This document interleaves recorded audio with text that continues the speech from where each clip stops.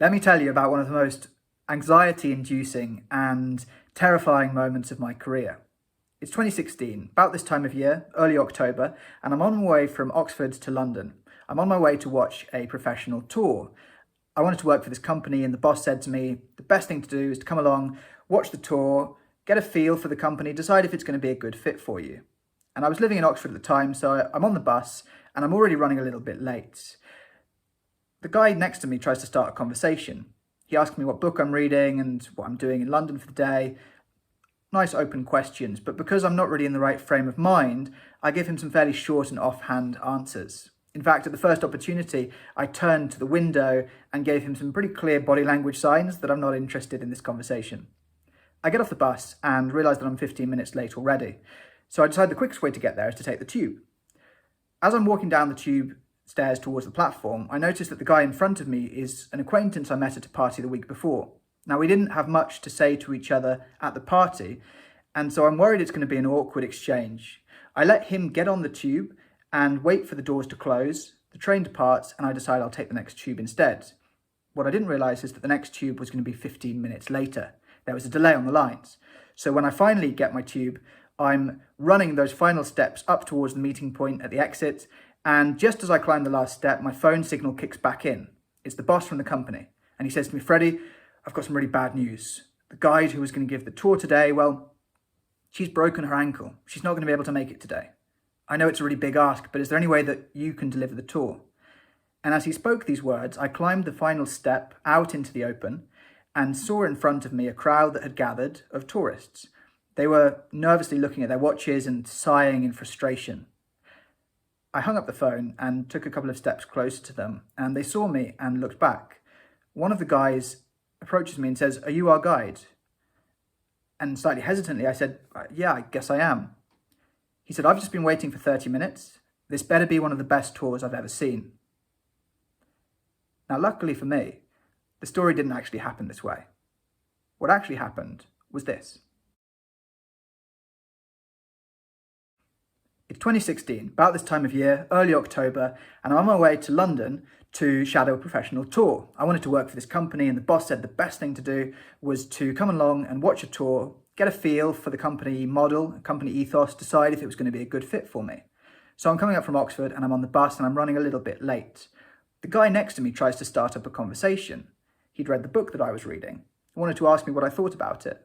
So we got chatting, and I realised that this would be a good way to distract myself from the fact that I was late. So we immersed ourselves in this conversation. It turned out that we had more in common than you would think at first glance. And we're even talking just as we're getting off the bus an hour and a half later. I was going to get the tube because I thought that would be the quickest way to make up for lost time. But I noticed just across the road, there was a bus heading in the direction of the meeting point. Getting onto that bus was a girl I met at the party the week before. We didn't really have much to say to each other at the time, but I figured it was polite to go and speak to her because she was a friend of a friend. On the bus, we got talking, and turned out that actually it was slightly easier to get to know somebody out of that high-pressure environment of a party, and we exchanged numbers, and I got to my meeting point. I looked at my watch and I realised that the bus had actually made up a bit of lost time. So that group of tourists waiting, starting to gather and emerge, must be my group. I went up to them, I introduced myself, I said, "Hi, my name's Freddie. I'm not actually your guide today, but I'm here to watch the tour with you. The guide should be along any minute." We got chatting. I got to find out where they were from, what brought them to London, what they really wanted to see and do during their time here. And all of a sudden, my phone starts to ring. It's the boss. He tells me, "Freddie, I've got some really bad news. The guide who was going to give the tour today, she's actually twisted her ankle. She's not going to be able to make it today. I know it's a really big ask, but is there any way that you can step in and deliver the tour?" And I said, "Well, I guess I'll have to." I hung up, and the crowd of tourists had heard most of this conversation, so they were waiting on tenterhooks as to what I was going to say next. I said, "Guys, it's a bit of a strange situation, but the professional guide isn't going to be able to make it today. They've twisted their ankle. I've been asked if I can do the tour. Now, I know this isn't what you're expecting, but we're all here, so let's see what we can do." Luckily for me, they went very easy on me. It wasn't the best tour I've ever given, but I got away with it. And I realised that, as well as their generosity of spirit, it was also the fact that I was in a suggestible state that made this situation tenable. Suggestibility is our ability to be sociable, and connected to the people and environment around us. It means that we're not perturbed by what's going on around us because we are in the flow of the events themselves. Because I had laid the groundwork by having conversations with strangers and acquaintances throughout the course of the day, even introducing myself to a group of new people, being asked to suddenly step into a performative role was not such a big leap. And this is my number one tip for anybody who is terrified of public speaking.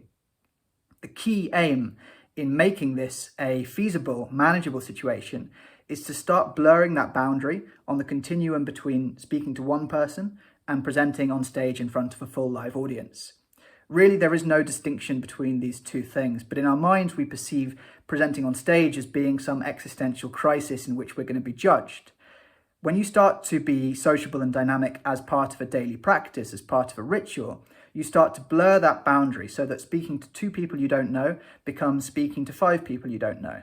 Talking about a subject that's not your area of expertise becomes an extension of a conversation that you were having with one person down at the pub 2 weeks earlier. Once we realize that this spectrum exists only in our mind, we can start to move freely between these different levels, all in the sake of easy, flowing communication. And this is a practice that you have to commit to. It's something that you have to make a part of your daily life. Those moments when we could avoid speaking to somebody on a bus, those moments when we think it might be strange if we introduced ourselves to a new group of people in the bar, those opportunities to deliver your knowledge and share your wisdom, an area of expertise, to an audience are the moments that you need to take on a regular basis to cultivate your sociability and your suggestibility. I had a client a few weeks ago who was this most dynamic lady from Israel. She worked in artificial intelligence, and despite being really sparky and interpersonal, she was still terrified about speaking in public. She said that she had this big, important conference coming up, and unfortunately, her speech was on the second day of the conference, which meant that she had to wait a whole day building up those nerves and periods of anxiety in advance of her speech.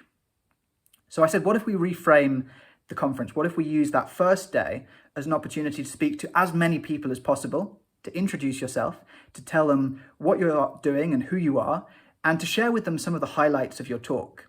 Not to share everything, because you want to keep some stories secret. You want to tell them, if you want to hear the full story, you've got to come to my speech. And so the next day, when she finally got up on stage, she wasn't looking out into a sea of unfamiliar faces, but she was able to identify the pairs of eyes around the room that she had spoken to over the course of the previous 24 hours. This meant that the conversation that she was having with them was a continuation of the one that she'd been having the day before. And the stories that she'd withheld, the surprises and secrets that she wanted to share, she was able to share freely and openly with them in a low-pressure environment. This practiced skill of sociability, our innate tendency to communicate and to share ideas, is something that we have lost over time. It's those many opportunities where we've avoided that conversation or shied away from an opportunity. And it's those small moments that we need to cultivate in order to make that final presentation seem a little bit less scary. This is what goes by the name of the Ulysses contract. Ulysses, the hero from the Odyssey, famously came back from the Battle of Troy, and on his way back home, he had to go through many trials and tribulations. Most famously was the island of the Sirens, famously beautiful singers who would lure sailors to their deaths. Ulysses wanted to hear the bird song, but he knew that he would not be able to restrain himself once he heard the song. His solution to this was to have his sailors tie him to the mast of a ship so that he could be able to hear the bird song as the ship passed by the island, but unable to fall prey to his bad habits and lead him to his untimely death on the island. He was able to enjoy the rewards of this labour and effort because he heard the bird song and lived to tell the tale. And by locking in these good habits in advance, by protecting these behaviours in low-key informal situations of being sociable, we're able to blur that boundary between what is just having a conversation with one person and what is speaking your truth to a wider audience and presenting your shared knowledge and wisdom in front of an audience of interested listeners. So this is my number one tip for anybody who is terrified of public speaking and wants to know my most effective step to overcoming that difficulty.